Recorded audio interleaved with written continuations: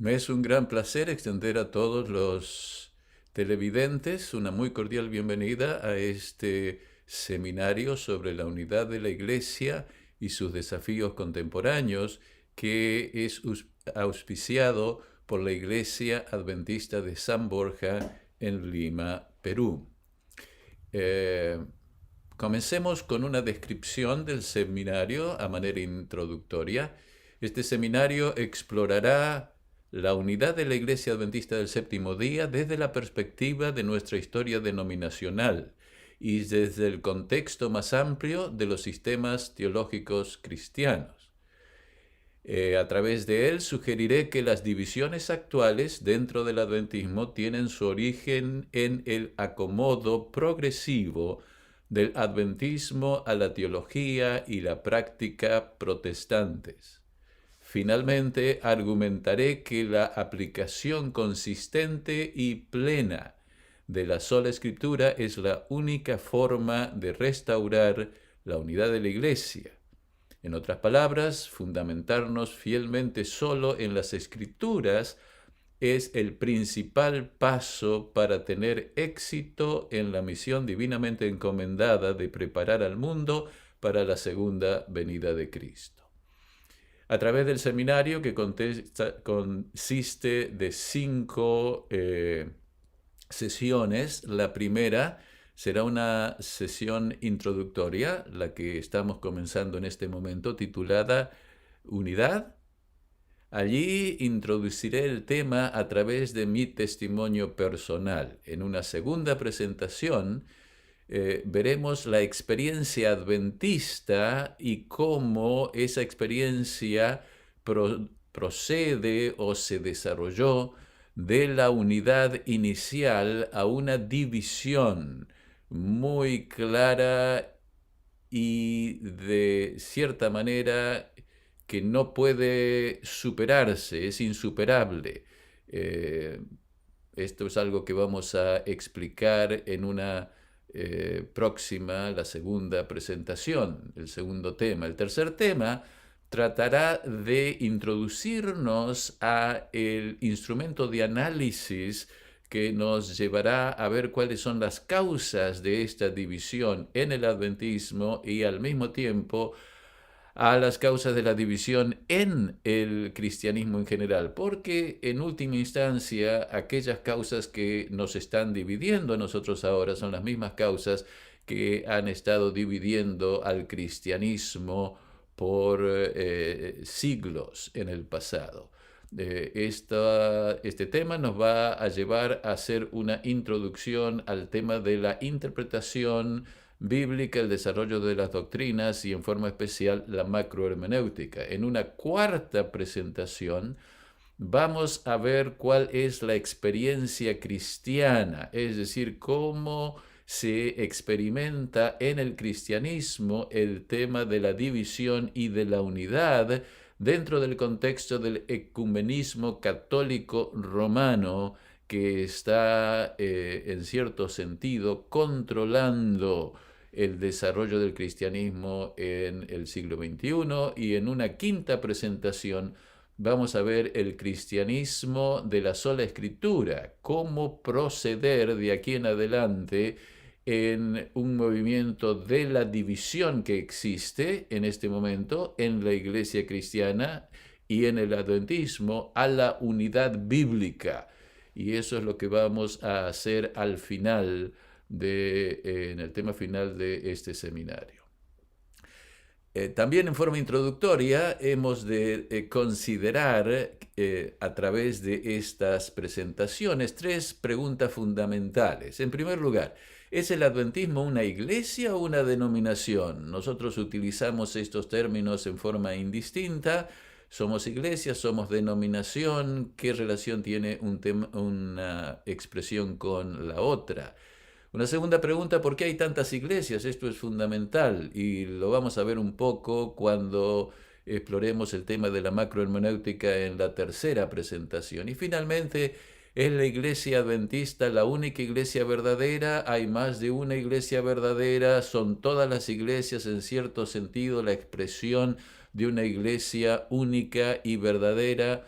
Este es un elemento muy fundamental que tenemos que tener, es una pregunta muy fundamental que tenemos que tener en mente. Finalmente, quiero, de manera introductoria a la serie en general, considerar una declaración de la Biblia de Jesús respecto de la unidad de la Iglesia y luego una declaración del espíritu de profecía de Elena de White respecto a esta declaración de Jesucristo. Me refiero a la declaración que encontramos en Juan 17, 20 al 23 y que es parte de la oración sacerdotal de Cristo la noche antes de su sufrimiento en la cruz, cuando estuvo conversando con sus discípulos y luego cuando él oró en esa oración sacerdotal al Padre. Como parte de esta oración encontramos la siguiente declaración. Es importante que tengamos en mente, mientras que la estoy leyendo, que esta declaración es utilizada como argumento fundamental por la Iglesia Católica para presionar la necesidad de que todas las iglesias deben unirse al movimiento ecuménico que ellos idearon en el Concilio Vaticano II hace más de 50 años atrás, y que están en cierto sentido promoviendo con todas las religiones y por supuesto incluidos todos los cristianos y los evangélicos. Veamos la declaración de Cristo. Pero no ruego solamente por estos, sino también por los que han de creer en mí por la palabra de ellos. Es decir, no está rogando solamente por los discípulos, sino también por aquellos que no son sus discípulos o no eran sus discípulos en aquel tiempo, pero que habrían de creer, así como los discípulos, en Cristo a través de la palabra de los discípulos, es decir, los 12 que estaban con él en ese momento, para que todos sean uno. Es decir, el objetivo es de que todos sean unos, los discípulos en aquel momento y todos aquellos que iban a creer por la palabra de los discípulos debían ser uno. Como tú, Padre, en mí y yo en ti, que también ellos, es decir, nosotros, sean uno en nosotros, en ellos, en las tres personas de la Trinidad, para que el mundo crea que tú me enviaste. Noten en forma especial, esta unidad es necesaria para que el mundo crea que tú me enviaste, es decir, es una condición necesaria para la misión. La misión es el llevar el nombre y el conocimiento de Dios a todos para que todos crean en Cristo como el enviado de Dios. Yo les he dado la gloria que me diste para que sean uno, así como nosotros somos uno. Es decir, esa gloria que se le dio es su misión, es su ser, es su santidad. Y Él se los ha dado para que sean uno, así como nosotros somos uno. Yo en ellos y tú en mí, para que sean perfectos en unidad. Otra vez, énfasis en la unidad.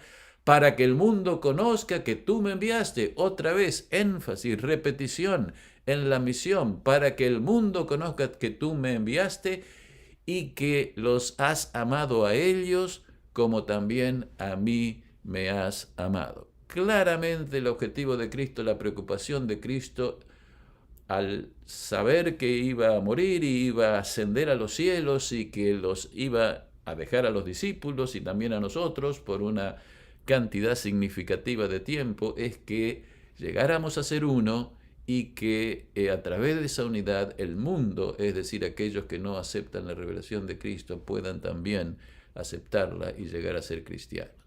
Ahora pasemos a la declaración de la hermana de White. Ella nos dice en Testimonios para los Ministros, página 50. Dios tiene en la tierra una iglesia que está ensalzando la ley pisoteada y presentando al mundo el Cordero de Dios que quita los pecados del mundo. La iglesia es la depositaria de las riquezas de la gracia de Cristo, y por la iglesia se manifestará finalmente la revelación final y completa del amor de Dios al mundo, que ha de quedar iluminado por su gloria. La oración de Cristo de que su iglesia fuese una, como Él y el Padre eran uno, quedará finalmente contestada. Notan aquí una referencia de la hermana White a la oración que acabamos de leer, y ella está señalando que finalmente, es decir, al final de los tiempos, esa oración será contestada. Ella continúa diciendo, será concedida una rica porción del Espíritu Santo y por su constante provisión, es decir, la provisión del Espíritu Santo a los hijos de Dios, ellos llegarán a ser testigos del poder de Dios para salvar. Analicemos esta declaración porque tiene varios aspectos concatenados que debemos entender. En primer lugar, en las dos primeras sentencias, ella está enfatizando la misión de la iglesia, la misión general y la misión escatológica. Leamos. Dios tiene en la tierra una iglesia, es decir, ¿cuántas iglesias tiene Dios en la tierra? Una iglesia. ¿Tiene denominaciones? No, tiene una iglesia, y esa iglesia está siendo identificada de la siguiente manera. Esa iglesia está ensalzando la ley pisoteada y presentando al mundo el Cordero de Dios que quita los pecados del mundo. Es decir, allí está la iglesia promulgando dos cosas, la ley de Dios y el Cordero de Dios que quita los pecados del mundo.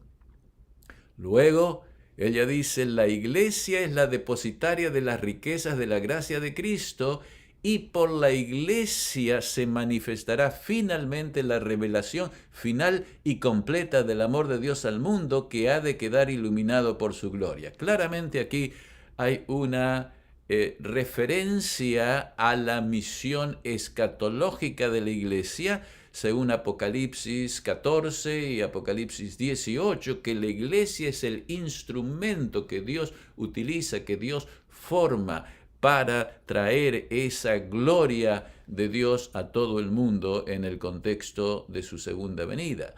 Ahora, luego, en el mismo lugar, la hermana White continúa diciendo, la oración de Cristo que su iglesia fuese una, como Él y el Padre eran uno, quedará finalmente contestada. Es decir, al final del tiempo, esa unidad de la iglesia se va a dar, se va a realizar. Y luego dice, y será concedida una rica porción del Espíritu Santo, y por su constante provisión a los hijos de Dios, ellos llegarán a ser testigos del poder de Dios para salvar. Es decir, va a desarrollarse la unidad de la iglesia al final del tiempo, y a partir de la unidad de la iglesia, por la unidad de la iglesia, como condición, será dado el Espíritu Santo, y constantemente provisto el Espíritu Santo, esos miembros de iglesia, esos hijos de Dios, llegarán a ser testigos del poder de Dios para salvar. Es decir, la iglesia en su unidad recibirá el poder de la lluvia temprana, llegarán a la unidad, y cuando tengan esa unidad por el trabajo del Espíritu Santo en la lluvia temprana, llegarán a recibir el poder de la lluvia tardía. Noto en forma muy clara, por lo menos en mi experiencia, que siempre hemos presentado la necesidad de recibir la lluvia del Espíritu Santo para terminar la misión, pero generalmente encuentro que esas exposiciones, esos pedidos de la iglesia se hacen simplemente por pedir. Es decir, muchos pastores dicen, Dios simplemente dice que debemos pedir, y si pedimos, Dios nos va a contestar. En realidad esto no es así. Dios no nos va a dar el Espíritu Santo por pedir solamente. Si eso fuera así, ya el Espíritu Santo habría llegado hace mucho tiempo atrás. No. El Espíritu Santo, la lluvia tardía del Espíritu Santo va a ser concedida a la iglesia como una respuesta a la unidad de la iglesia, y esa unidad de la iglesia se va a dar cuando la iglesia reciba la lluvia temprana. Esto es muy claro, y nosotros no hemos recibido la lluvia tardía porque no la hemos buscado como Dios nos dice que debemos buscarla. Muy bien, esta es la introducción general. Ahora debemos introducirnos y desarrollar la situación de la iglesia. Y la situación de la iglesia en el presente no es una situación de unidad, sino es una situación de división, de divisiones profundas. Quizás algunos de ustedes no entiendan esa situación y por lo tanto es necesaria que esté explicada. Generalmente cuando nos encontramos con todos los hermanos en los congresos, en reuniones de iglesia, en concentraciones de iglesia, en camp meetings, todos asumimos que la iglesia está unida y que porque tenemos una organización mundial, que de paso es la única iglesia que tiene una organización mundial como la que nosotros tenemos, aparte de la Iglesia Católica, la única otra iglesia que tiene esa catolicidad, esa universalidad de la Iglesia Adventista. Y sin embargo, dentro de esa administración de la iglesia hay divisiones profundas que en mi forma de ver son irreconciliables y que requieren una acción muy intencional por parte de cada miembro de iglesia y por parte de cada líder de iglesia a todos los niveles, desde la iglesia local hasta la asociación general. Y eso es lo que voy a tratar de explicar y comenzar a explicar primero, ahora, en esta presentación, con mi testimonio personal, de forma que ustedes entiendan el porqué y la dirección en que estas reflexiones se van a dirigir. Vayamos al año de mi niñez, los primeros 14 años de mi vida. Nací en la ciudad de Córdoba, en Argentina, 13 días después del fin de la Segunda Guerra Mundial. Cuando era niño creía que todas las guerras habían terminado en aquel entonces, que entrábamos en el tiempo de paz y que la gente habría entendido que la guerra no era el camino y que ahora todo iba a ser paz en el mundo. Claro, ustedes saben, esto no ha sucedido y he tenido que cambiar de opinión. El 99% de la ciudad era católica romana.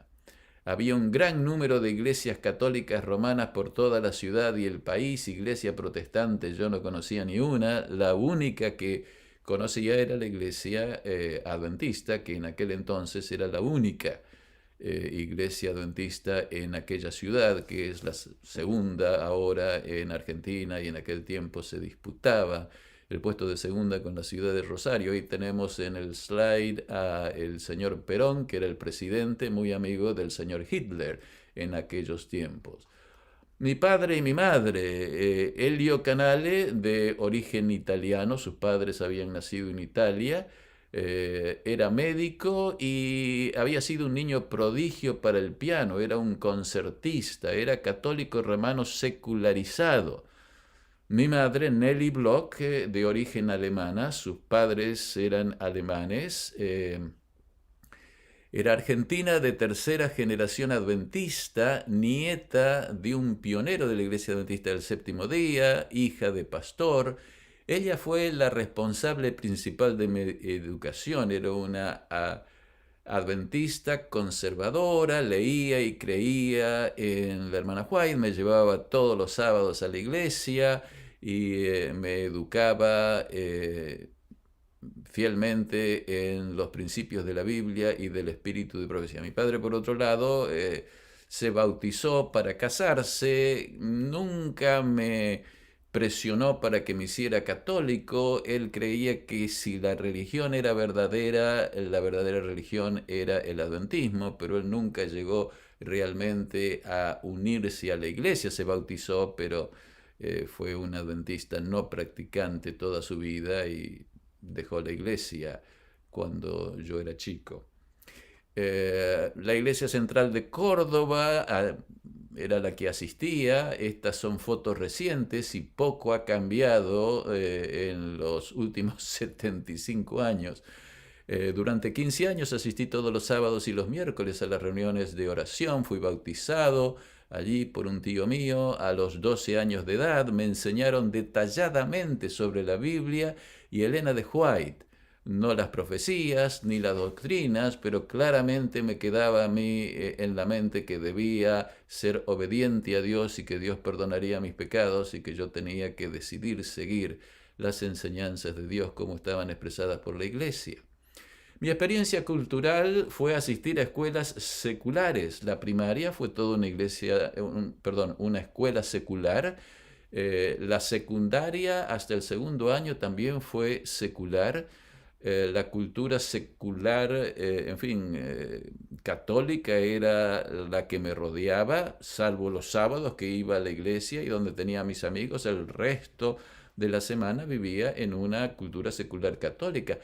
La familia Canale vivía cerca de mí, tenía a mis tíos, mis tías, tenía 2 tíos y tías con mis primos, eran 3 hermanos Canale que vivían cerca, a 5, 3 cuadras unos de otros. Yo jugaba con mis primos todos los días. Y mis amigos también eran de la escuela, que no eran adventistas y eran todos católicos o católicos seculares. Según mi padre, yo sería pianista y médico como profesión, como él lo era. Yo estaba de acuerdo con ser médico, no me parecía ni tenía nada en contra de ello, nunca lo pensé para un lado y para otro, porque estamos hablando antes de que yo tuviera 15 años de edad, pero no tenía interés ni habilidad por el piano. En aquel tiempo mi entendimiento de la unidad de la iglesia era hay solo 2 iglesias, la católica romana que se basa en la tradición, la adventista del séptimo día que se basa en la Biblia. La diferencia es clara, uno sigue la tradición, la otra sigue la Biblia dice que hay que guardar el sábado, la tradición dice que hay que guardar el domingo, no hay dudas cuál es la iglesia verdadera. La iglesia adventista del séptimo día porque señala la Biblia, porque señala lo que la Biblia enseña. Lo que la Biblia enseña da el fundamento a la iglesia adventista del séptimo día. Hay una sola iglesia verdadera, y esa iglesia verdadera es la iglesia adventista del séptimo día. En aquel tiempo no tenía ni la menor idea del protestantismo ni que eso existía. Era o catolicismo o adventismo. En los años de la adolescencia, en la experiencia del secundario, el primer año lo asistí al Colegio Montserrat, un colegio católico fundado por los jesuitas. En aquel tiempo ya no era operado por los jesuitas. Y el segundo año asistí a una escuela que preparaba maestras, o sea que había como 2.000, 2.500 chicas y solo 50 muchachos, entre los cuales me encontraba yo. En 1960, al tercer año de la escuela secundaria, finalmente fui al internado del Colegio Dentista del Plata y pasé los próximos 10 años allí, los años en que fui formado por los profesores de este colegio. En el 1962, cuando estaba asistiendo al 5.º año de la secundaria, ocurrió el divorcio de mis padres. En ese momento quedé liberado, por así decirlo, de la supervisión paterna. Mi interés principal en aquel tiempo era lo social, no lo espiritual. No tenía nada en contra de lo espiritual y sin embargo no era lo que más me llamaba, era lo social.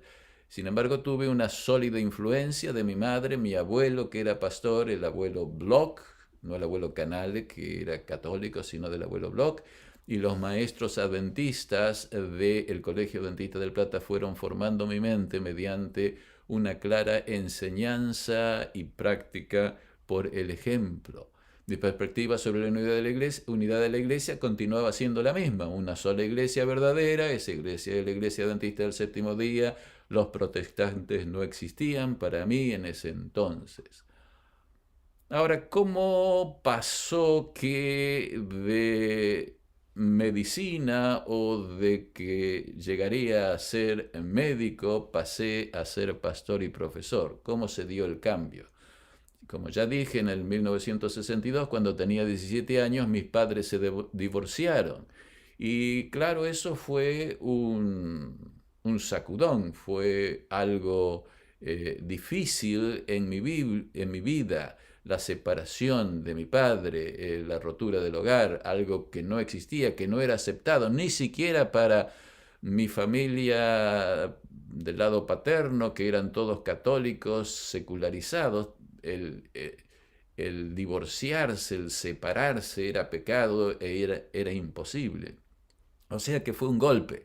Y continué y traté de en alguna manera superarlo y allí en ese momento llegó la influencia de mi asistencia a la iglesia y la influencia de mis profesores ya en el Colegio Adventista del Plata, y mi mente fue a Romanos 8:28. Sabemos además que a los que aman a Dios todas las cosas los ayudan a bien, esto es, a los que conforme a su propósito son llamados. ¿Qué de bueno había en que mis padres se divorciaran? Esa fue mi pregunta. Algo tenía que haber de bueno, algo bueno tenía que pasar en mi vida a consecuencia del divorcio de mis padres, porque así lo decía la Biblia. Y llegué a la conclusión de que aquello bueno era hacer lo que mi padre jamás me hubiera permitido, estudiar una carrera para el ministerio. Déjenme explicarles. Cuando fui al Colegio Adventista del Plata para el tercer año del secundario, para ser tercero, cuarto y quinto, mi padre dejó bien claro: tú vas a ir allí, vas a hacer el tercero, el cuarto y el quinto, pero después se terminó eso de estar en el Colegio Adventista del Plata y vas a venir aquí a hacer medicina. Eso era claro y yo, por supuesto, no tenía cómo decir que no. Y dije, por supuesto, claro, contento de ir a hacer el secundario allí y después venir a hacer los estudios en medicina. Pero en este momento se me ocurrió, pero claro, ahora Dios lo que me está diciendo es que se me abren las puertas para considerar el continuar mis estudios en el Colegio Adventista del Plata, pero en aquel tiempo en el Colegio Adventista del Plata existían dos carreras: la carrera del ministerio y la carrera del administrador, es decir, los estudios comerciales, como se llamaba en aquel tiempo. A mí los estudios comerciales no me llamaban, pero ni de lejos. Era imposible para mí el hacerlo o entrar en ese tipo de carrera. Así que lo único que podía hacer era ser pastor. Pero claro, yo no tenía el llamado para pastor. Así que empecé a pedir consejos entre mis profesores y mis profesores me alentaron a que lo hiciera, aunque no tenía el llamado. Ellos me dijeron, el llamado te va a llegar. Y basado en estos principios que en este momento me parecen muy débiles y quizás no bien fundados, comencé a estudiar la carrera de pastor para el ministerio, el teológico, en el Colegio Adventista del Plata. Los estudios teológicos ocurrieron entre mis años 17 y 21. Mis primeros pasos en teología adventista, mientras yo esperaba recibir el llamado, el primer encuentro con las escrituras, la teología, estudios en teología, leí por primera vez la Biblia, leí por primera vez a Elena de White, fui estudiando Daniel y Apocalipsis, las profecías, de las cuales había oído, pero por supuesto nunca las había leído ni las había estudiado. Una monografía que escribí para la clase de teología sistemática sobre el origen del mal en los escritos de Elena de White abrió mis ojos por primera vez a la coherencia y belleza de la revelación bíblica. Fue extraordinario para mí. Por primera vez vi que el pensamiento bíblico era coherente cuando la hermana White comienza a explicar cómo el mal se originó en el cielo. Eso abrió mis ojos a la teología sistemática para siempre. Todavía en aquel tiempo la teología evangélica y la teología adventista eran compatibles. Déjenme explicar lo que pasó allí mientras estudiaba teología. Mi profesor de teología sistemática, que era un misionero que venía de los Estados Unidos, que tenía una maestría de divinidades en Andrews, para mí eso era una cosa increíble, era un maestro en la divinidad, era, para mí, nada mayor podía existir en el mundo.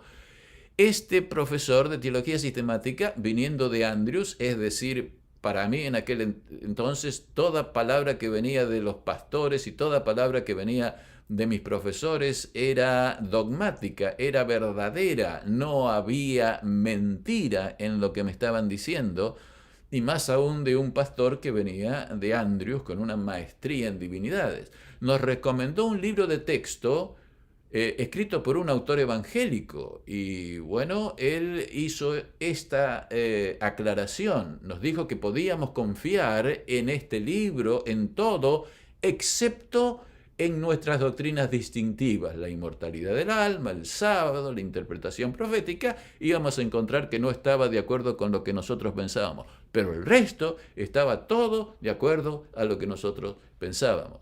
Eso me quedó en la mente. Este mensaje subliminal o no tan subliminal, pero claro y explícito, se quedó conmigo.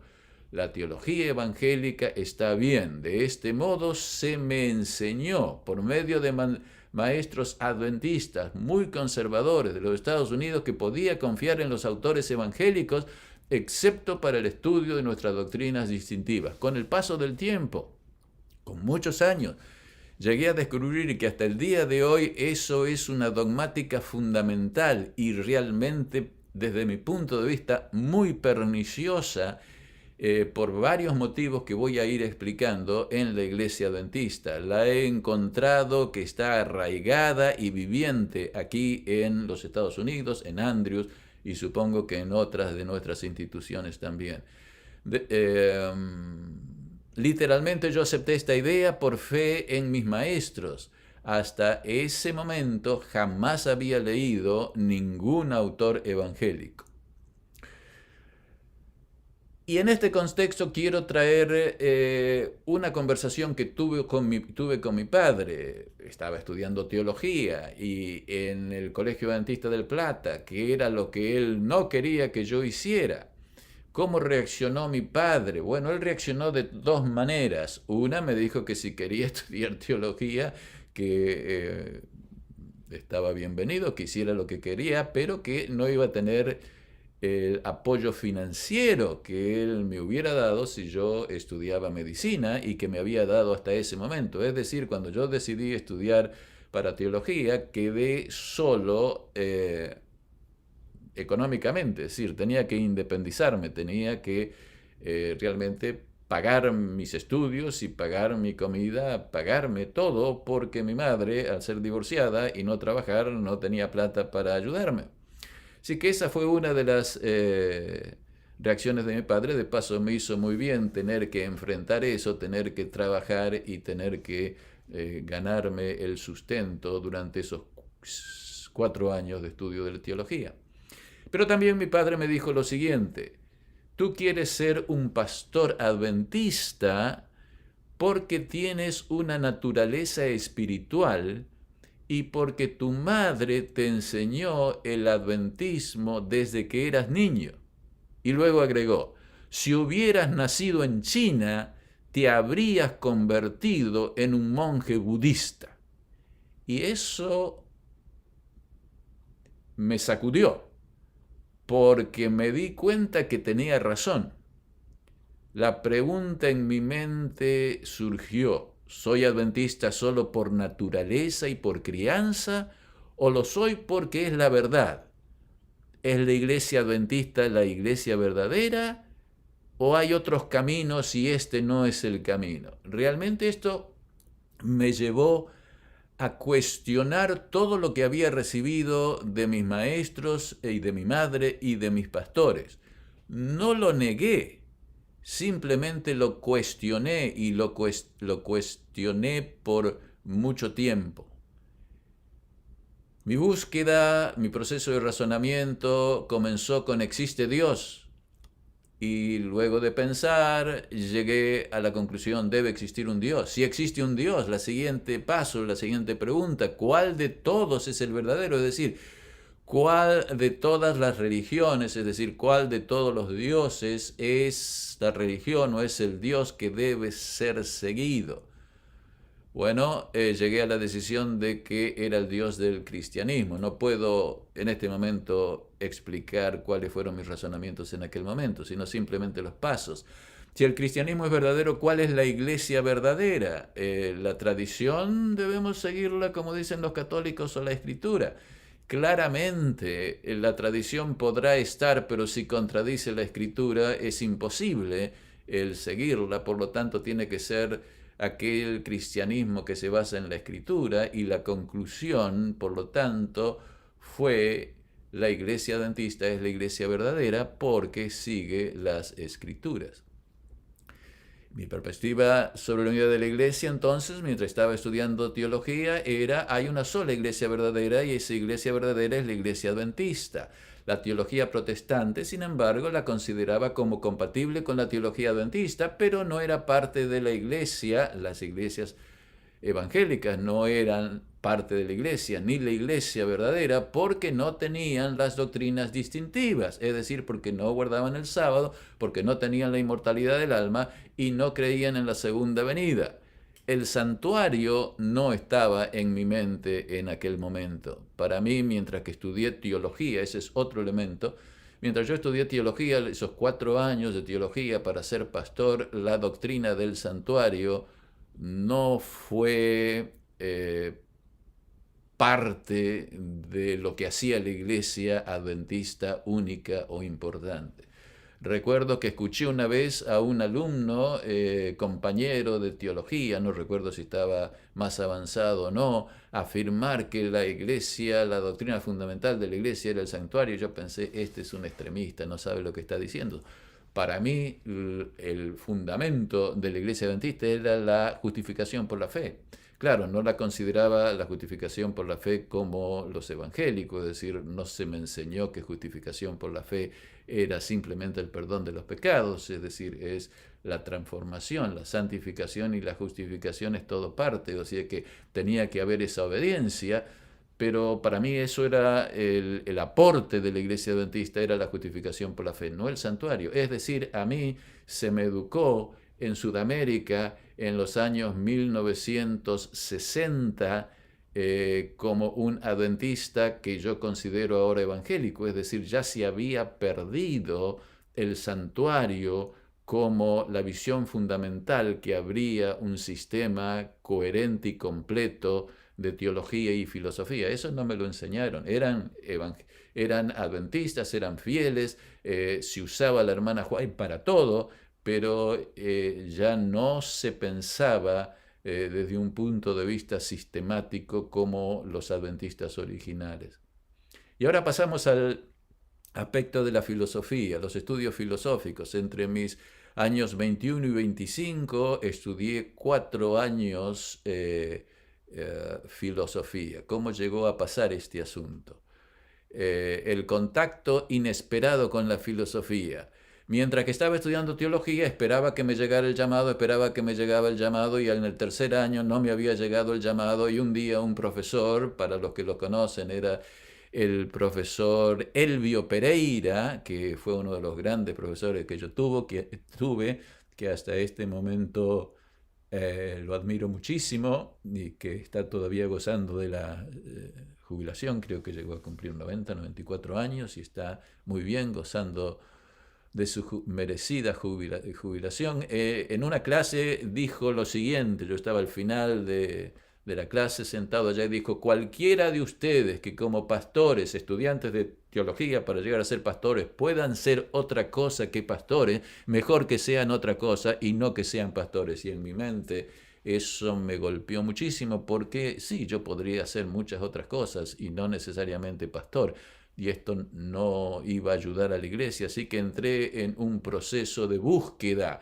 Tengo que seguir siendo pastor, no, tengo que salir, aceptar un llamado, en un año termino, y qué es lo que voy a hacer. Cuando me gradué en teología y me casé en 1966, me sentía muy joven para ser pastor, aún no sentía el llamado, como acabo de explicar. El doctor Werner Fiemeister, que llegó a ser el dean del seminario teológico aquí en Andrews, me había recomendado que podría dedicarme al ministerio de la enseñanza teológica, y eso me abrió los ojos, y sí, en realidad eso era lo que pensaba que podría yo hacer. No ser un pastor, pero sí ser un profesor de teología. Claro, ser profesor de teología era, por lo menos, no sé ahora, era una cosa muy difícil en aquel tiempo, y no tengo la oportunidad de explicar esto, el tiempo. Providencialmente, el Colegio Adventista del Plata lanzó un nuevo programa de estudios en educación, psicología y filosofía exactamente al año siguiente que yo me graduaba, es decir, me gradué en el 66 y en marzo del 67 empezaba este programa.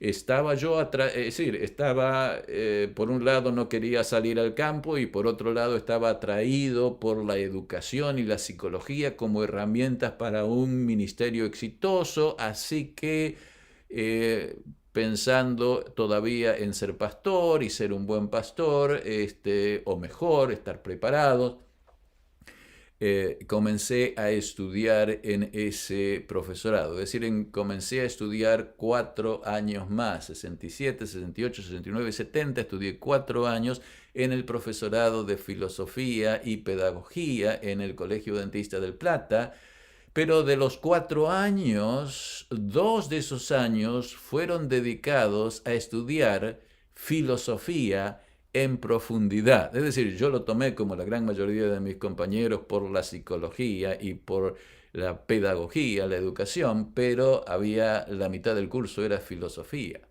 ¿Qué pasó? Tuve el aprendizaje filosófico, me llevó eventualmente, no durante esos 4 años, pero eventualmente me llevó a descubrir la fórmula secreta del vino de Babilonia, es decir, del sistema cristiano, del catolicismo romano y del protestantismo.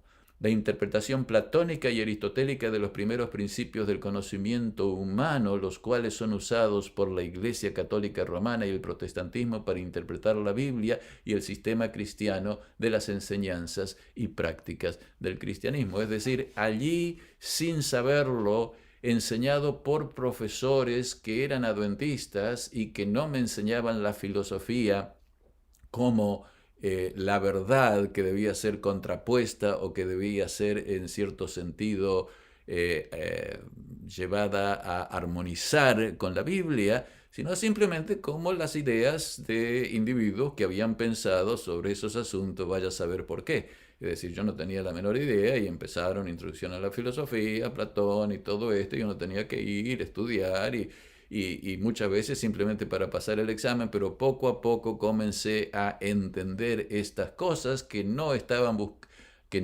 buscando, pero que comenzaron a atraerme, no sé por qué.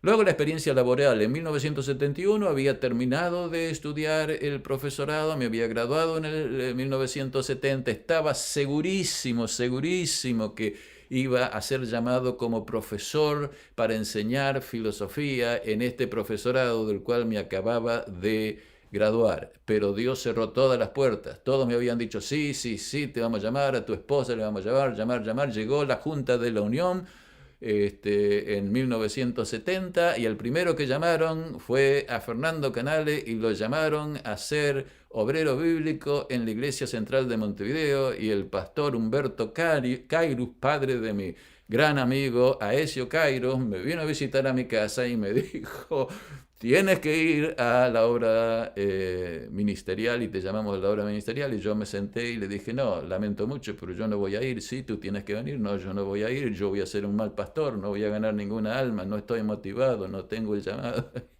Y él se quedaba delante de mí y me decía: vas a ir. Bueno, le voy a contestar más tarde. Y salí a buscar trabajo para el año siguiente por mi cuenta, y Dios me cerró en la cara todas las puertas. Conclusión de la historia es: en 1971 fui obrero bíblico en la Iglesia Central de Montevideo con el pastor Daniel Yurno, gran pastor.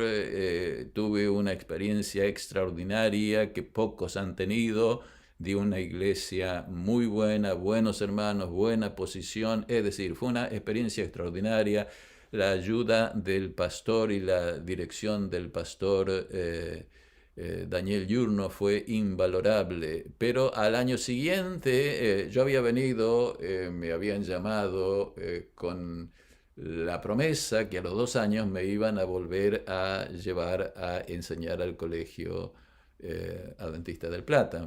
Me habían dicho que era absolutamente necesario que tuviera experiencia pastoral para ser profesor, y con eso me habían prometido que a los 2 años iba a volver. Pero en el 72 el pastor José Tahuenca, que en ese entonces era el presidente de la de la Asociación Uruguaya, me dijo que tenía que ir de pastor al distrito de Nueva Helvecia, en Uruguay.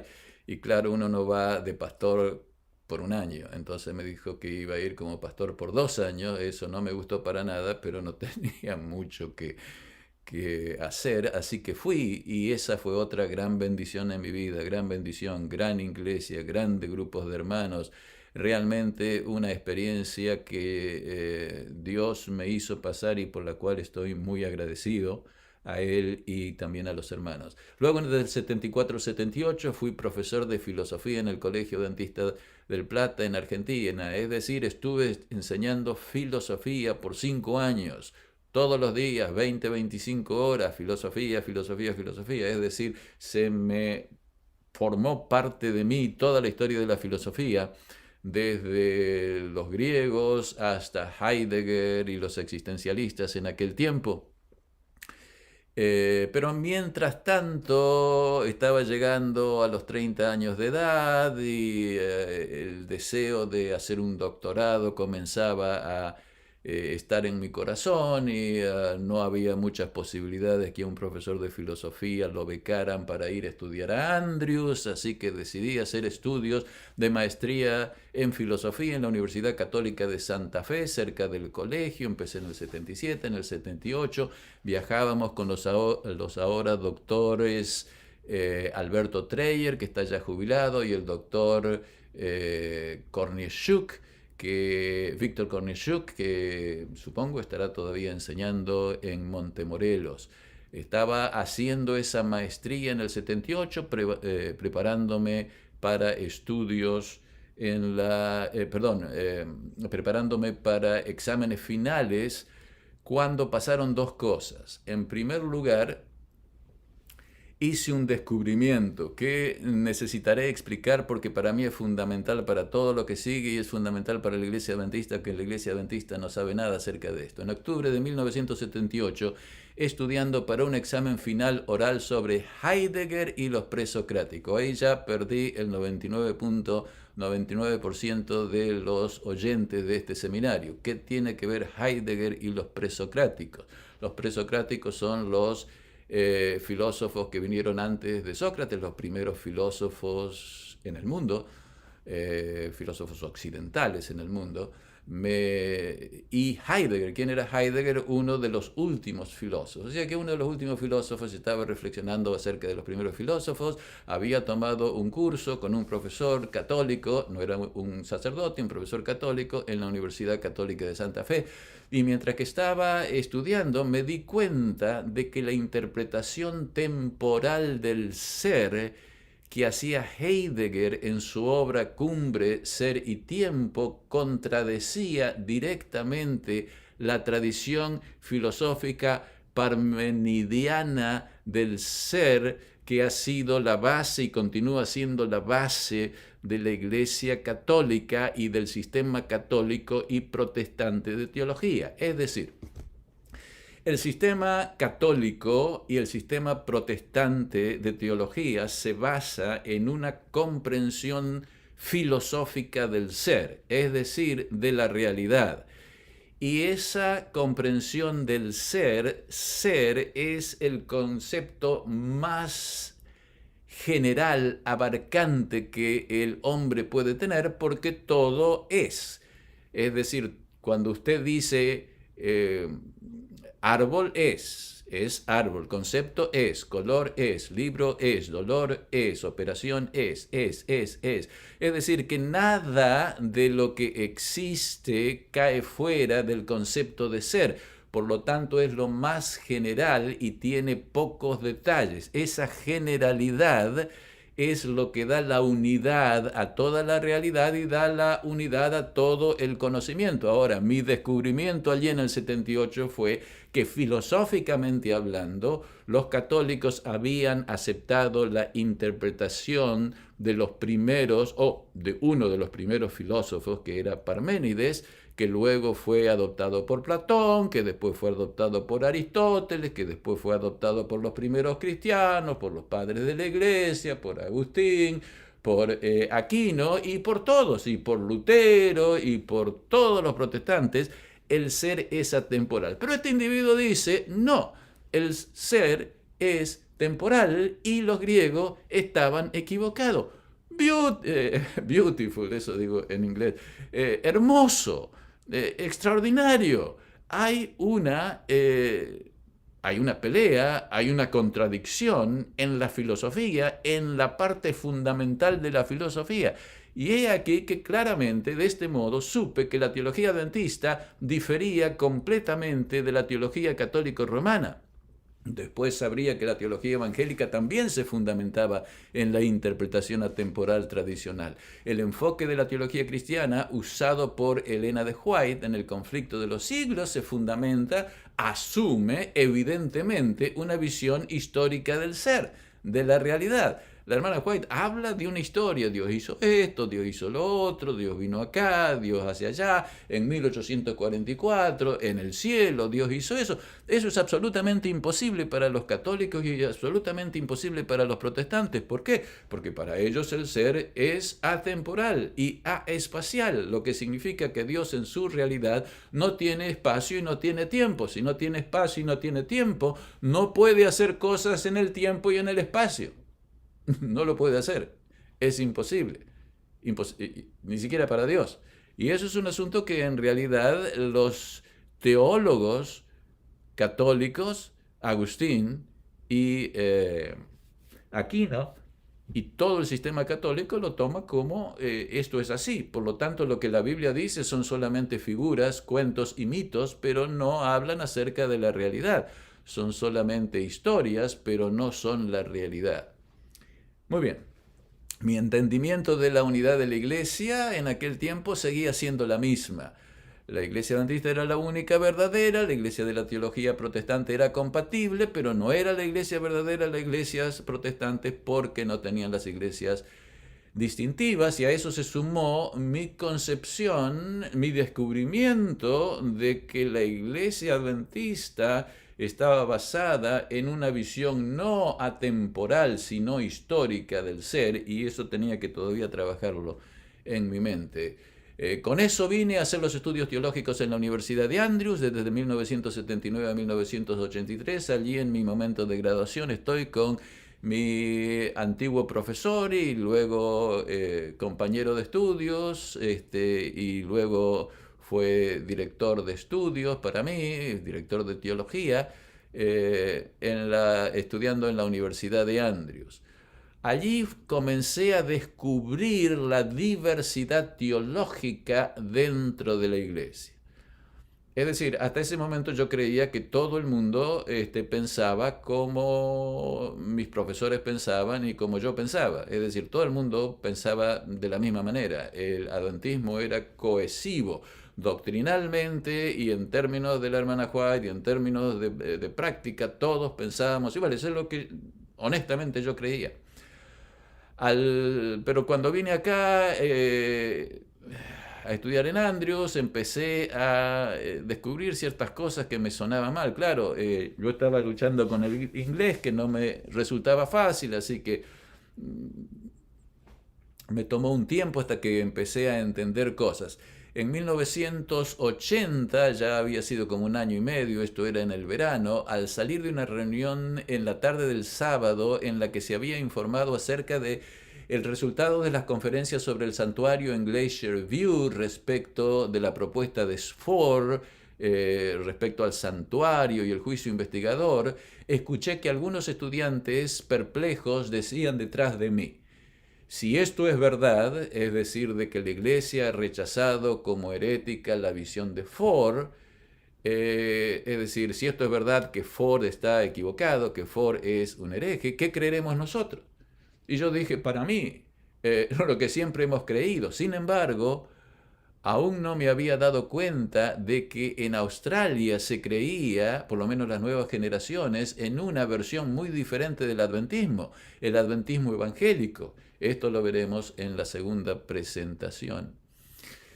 Cuando era estudiante también me fui dando cuenta de cosas que eran raras y que eran diversas, pero yo lo tomaba a eso como cosas puntuales, es decir, que había un loco suelto y que pensaba eso, pero que no representaba la visión de la iglesia o de una mayoría o de un grupo significativo de dirigentes de la iglesia. Pensaba que eran locuras de algunos profesores, pero que no había llegado al nivel pastoral ni al nivel de los administradores. Entonces tuve maestros heréticos cuando estaba estudiando allí, en aquellos tiempos. Por supuesto que todavía siguen existiendo, en Andrews y en otras partes, tan mezclados. El objetivo de un maestro, por ejemplo, que tuve en los primeros cursos de teología que tomé mientras estaba estudiando el doctorado, era probar que el Nuevo Testamento no enseña que Cristo era Dios. Él decía que no podíamos enseñar esta idea de que Cristo era Dios porque era antibíblica. Claro, nos mirábamos con nuestros compañeros y decíamos, a este le falla el motor, pero bueno, no estábamos en posiciones para discutir porque apenas podíamos comunicarnos en inglés y prepararnos para los exámenes. Otro de mis profesores asumía que los primeros credos y concilios de la iglesia eran ortodoxos en todo lo que enseñaban. Por lo tanto, nosotros podríamos incluir sus enseñanzas, las enseñanzas de los concilios de la iglesia, en nuestras enseñanzas adventistas. Altamente preocupante. Otro enseñaba que la hermana White no era inspirada. Bueno, claramente herético. Otro decía, no podemos decir que somos el remanente, etcétera, etcétera. Todas estas ideas de paso continúan siendo representadas por un número cada vez mayor de líderes adventistas y de miembros de la iglesia adventista. Por eso es que yo estoy hablando de que existen divisiones insuperables en la iglesia. Ahora, todo este proceso de descubrimiento continuó cuando pasé a enseñar en el Seminario Teológico Adventista, es decir, cuando terminé, me gradué en Andrews, volví al Colegio Adventista del Plata, ahora la universidad, en aquel tiempo era Colegio Adventista del Plata, a enseñar 2 años y luego me llamaron y llegué en octubre del 85 y estuve enseñando por 28 años hasta septiembre del año 2013. Cuando llegué yo asumí que todos los líderes adventistas estaban unidos y pensaban igual que lo que yo pensaba. Es decir, que pensaban y aceptaban la sola escritura, que la hermana White es inspirada y es autoritativa, sus escritos, para ser salvos tenemos que guardar la ley, la obediencia es necesaria, es decir, no nos salvamos porque guardamos la ley, pero ciertamente debemos obedecer. Si no obedecemos, estamos pecando y no vamos a ser salvos. Es decir, se perdonan los pecados pasados a aquellos que han decidido obedecer y que todos iban a pensar de la misma manera.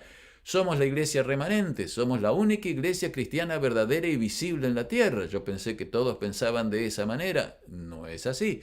No todos pensaban de esa manera.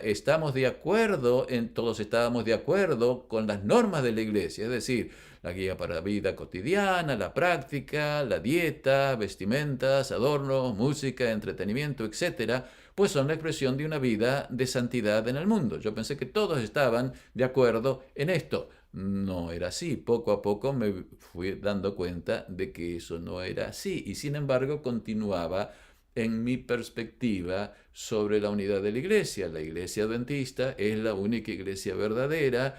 La teología protestante es compatible con la teología adventista, pero no era parte de la iglesia porque no tenía las doctrinas distintivas. Fue mientras que yo continué mis investigaciones y mis lecturas como profesor de Andrews que me llegué a dar cuenta que eso no es así, de que somos la iglesia verdadera, pero que la iglesia y la teología protestante no es compatible con la teología adventista. Mientras que estudiaba tuve algunas experiencias inesperadas. Había algunos estudiantes hostiles, me hacían algunas preguntas, yo se las respondía y después cuando nos cruzábamos en los pasillos me daban vuelta la cara y no me saludaban. Y yo me decía, ¿qué está pasando acá? Tenía que entenderlo, pero no me daba cuenta de lo que pasaba. Otra cosa es la seguridad de la salvación. Por ejemplo, la idea de que no necesitamos prepararnos para la venida del Señor porque en el bautismo nosotros estamos listos y seguros de nuestra salvación. Eso fue una cosa que nos dijo con todas estas palabras el presidente de la división cuando vino a darnos un pequeño mensaje a los profesores del seminario. Nos dijo, no tenemos que orar para estar listos cuando Jesús venga, porque nosotros ya estamos listos, porque cuando nos bautizamos hemos obtenido la seguridad de la salvación, porque Cristo murió por nosotros y ya estamos seguros de que vamos a ser salvos. Completamente raro para mí, no pegaba. Yo he estado y continúo orando, ahora con mucho más convencimiento y entendimiento de que el Señor me ayude a estar preparado y listo cuando Él venga a buscarnos. Sin embargo, esto se enseñaba respecto de la seguridad de la salvación, que tiene muchas consecuencias en las nuevas generaciones. Dios te ama, era todo el mensaje que se daba a mis hijos. Estamos hablando 30 años atrás, 40 años atrás, cuando ellos estudiaban el secundario aquí. Mi hijo una vez, cuando le pregunté por qué los chicos de la secundaria cuando se reunían el sábado no entraban en el momento del estudio de la escuela sabática, él me dijo que nadie estaba interesado en aprender la lección de la escuela sabática, por lo que se quedaban en los pasillos de la institución durante las clases de escuela sabática, porque, me dijo, lo único que nos dicen nuestros maestros es que Dios nos ama y que todo está bien y que vamos a ser salvos. Siempre nos dicen lo mismo y estamos aburridos, por lo tanto no entraban y ya se dedicaban ellos a conversar. Y eso no ha cambiado ahora que mis nietos han pasado por la misma institución. La cosa no ha cambiado en nada, desgraciadamente. Ahora, otra experiencia. En 1995, el doctor Humberto Rasti, en aquel entonces en el Departamento de Educación de la Asociación General, estaba organizando seminarios sobre la integración del aprendizaje y la fe en el aula de clases y me invitó a hacer presentaciones en uno de esos seminarios que juntaba a profesores adventistas de todas partes del mundo, profesores universitarios de todas las disciplinas de la universidad. Esto se dio lugar en 1995 en el colegio de Newbold. Yo hice una presentación a unos 20, 25 profesores de universidades adventistas a quienes nunca había visto antes, excepto al doctor Humberto Rasti. El punto de mi presentación fue que nosotros, al tratar de integrar fe y enseñanza, debíamos tener en mente que por fe nos referimos a la teología adventista y que nuestra teología adventista es distinta a la teología que encontramos en el mundo teológico. 25 profesores estaban allí y una pregunta, un comentario al final me sacudió. Alguien en forma reflexiva en el tiempo de preguntas y respuestas se expresó de esta manera: si es así, es decir, si yo tengo razón en decir que la teología adventista es distinta a la teología que encontramos en el mundo teológico, yo, dijo este profesor, este doctor, no pertenezco a la misma iglesia a la que tú perteneces. Es decir, él siendo adventista y yo siendo adventista, pertenecemos a dos iglesias completamente distintas. Eso me sacudió, me movió a la reflexión, pasó el tiempo, pero con el paso del tiempo, especialmente a los comienzos del siglo XXI, me di cuenta claramente que este profesor tenía razón. Dentro del adventismo hay dos iglesias o tres iglesias que son completamente distintas y que cohabitan en la misma administración universal, global del adventismo. Renovación en la adoración, música popular en la iglesia. Ustedes saben de que por alguna razón, desde los años 90, 80, acá en los Estados Unidos 90, la iglesia comenzó a utilizar música de adoración que se saca de la música popular, es decir, música popular en la adoración, no ya en otras actividades de la iglesia, sino en el momento de adoración en el sábado. Y fíjense lo que dice el manual de iglesia todavía en la página 146. Cada vez que nos reunimos para la asociación general voy y veo si se ha cambiado esto o no, porque en realidad en la práctica no se cumple. Dice así el manual de la iglesia, página 146. Debe ejercerse gran cuidado en la elección de la música en nuestro hogar. Está hablando del hogar. En las reuniones sociales, en las escuelas y en las iglesias. Todo al mismo nivel. Cualquier melodía que participe de la naturaleza, del jazz, del rock o de las formas híbridas semejantes o cualquier expresión del lenguaje que se refiera a sentimientos tontos y triviales serán rehuidas. La expresión en inglés es muchísimo más fuerte que rehuidas.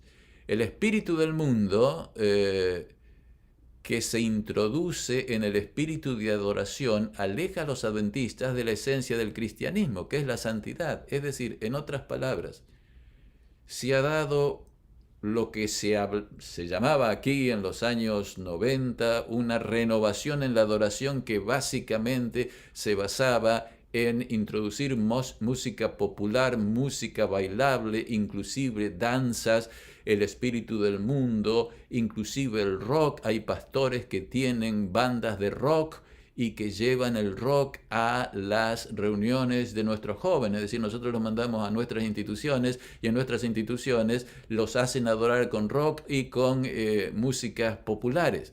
¿Es esto la renovación de la adoración? Es parte de la iglesia. Claramente yo no puedo ir a una adoración de esa manera. Pienso yo que eso es una abominación. Al decir esto, por supuesto, una gran cantidad de mis iguales, mis compañeros profesores y pastores, se van a sentir completamente ofendidos. Y yo lamento que se ofendan, pero no lo hago con ese propósito. Lo hago con el propósito de que piensen, recapaciten y vuelvan a la santidad que requiere la separación del mundo, incluyendo la música popular. Pero eso es otro tema. Pero llegamos a la experiencia, yo diría, cumbre que me llevó a mí a claramente darme cuenta que estamos completamente divididos. En el comienzo de los 2000, del año 2000, me acuerdo que en el año 2001 fui al Colegio Adventista del Plata para una serie de presentaciones y cuando volví ocurrió el septiembre 11, el ataque a las Torres Gemelas. Y en ese momento también se me invitó a formar parte y hacer algunas presentaciones en unas serie de conferencias internacionales organizadas por el Instituto Bíblico, el Instituto de Geociencia de la Asociación General, con representantes de todas partes del mundo para discutir el asunto de la evolución. Es decir, había un grupo de gente, diríamos, científicos y eruditos y teólogos adventistas que quería que la iglesia adventista aceptara la evolución como una forma correcta de interpretar los orígenes del mundo desde el punto de vista religioso adventista. Y habían estado, en fin, de alguna manera presionando a la Asociación General y se habían formado estas conferencias. Yo no sabía nada de eso por medio de un compañero en el departamento de teología, que era el doctor John Baldwin. Él sugirió mi nombre para que yo hiciera algunas presentaciones, así que fui. En ese momento, cuando llegué el primer día de las primeras reuniones, fui a tomar el desayuno, me siento solo en una mesa, de golpe aparecen 3 o 4 otras personas que eran también adventistas del séptimo día, y en la conversación claramente surgió que ellos creían en la evolución y que pensaban que las personas que creían en la creación en 6 días eran retrógrados, al menos desde el punto de vista intelectual. Y ellos argumentaban y argumentaron personalmente y también públicamente de que la evolución es algo que debemos aceptar porque es la verdad y es imposible que sigamos siendo adventistas pensando en la creación en 6 días y todavía querer ser considerado seriamente por las personas del siglo XXI.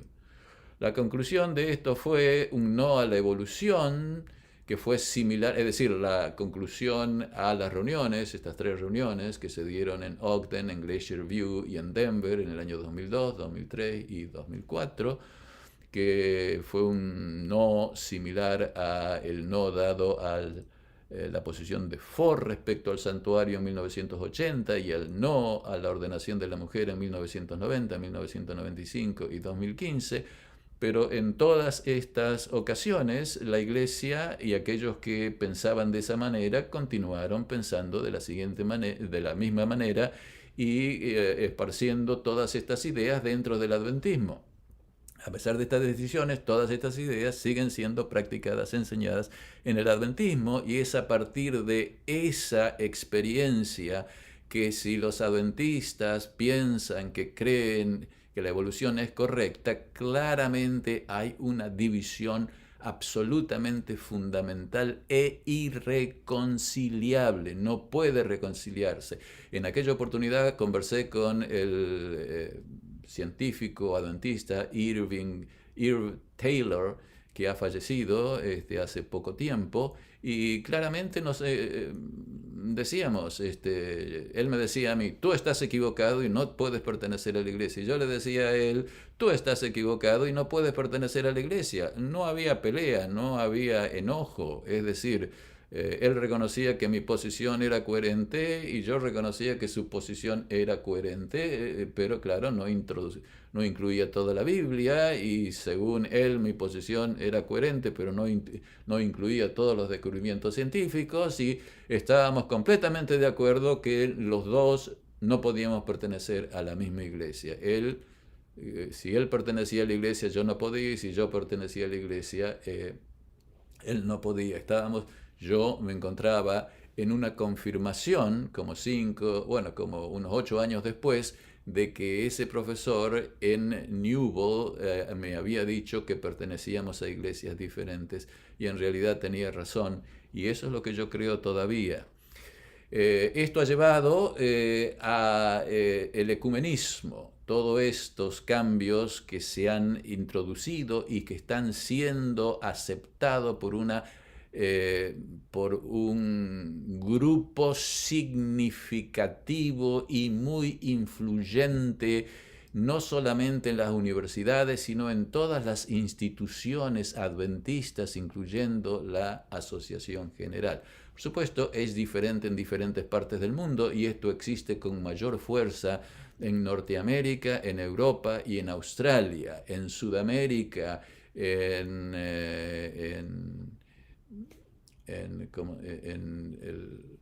las islas del Oriente, en África. Estas cosas no se dan tanto de esa manera, pero se van introduciendo con gente que viene y que enseña, y que, como yo aceptaba lo que decían los profesores que venían de Andrew, ellos también aceptan lo que estas personas que poseen cargos con autoridad de representación en las divisiones, en la Asociación General, en las universidades y en otras instituciones. Como resultado de la división teológica que será considerada en la segunda presentación, muchos adventistas están abiertos a interactuar con el movimiento ecuménico liderado por la Iglesia Católica. Es decir, hay muchos que están aceptando el movimiento interconfesional y el movimiento ecuménico. Adventistas asumen que el adventismo es una versión del evangelicalismo. Esto conduce necesariamente al ecumenismo. Asumen que el adventismo no constituye la única iglesia verdadera visible, sino que es una entre muchas denominaciones que conforman la Iglesia Cristiana Universal. Con esto en mente, quedan preguntas para explorar. ¿Por qué y cómo estas cosas han sucedido en la Iglesia? ¿Podemos superar las divisiones en la teología y la práctica de la Iglesia? ¿Con qué fundamento podemos decir que somos la única iglesia verdadera? ¿Es necesaria la unidad de la iglesia? ¿Deberíamos participar del ecumenismo? ¿Cuál es la relación que hay entre la unidad y la misión de la iglesia? Muchas gracias por acompañarme en esta presentación y los espero para continuar con el segundo tema en el tiempo que se ha de anunciar. Muchas gracias y que Dios los bendiga ricamente.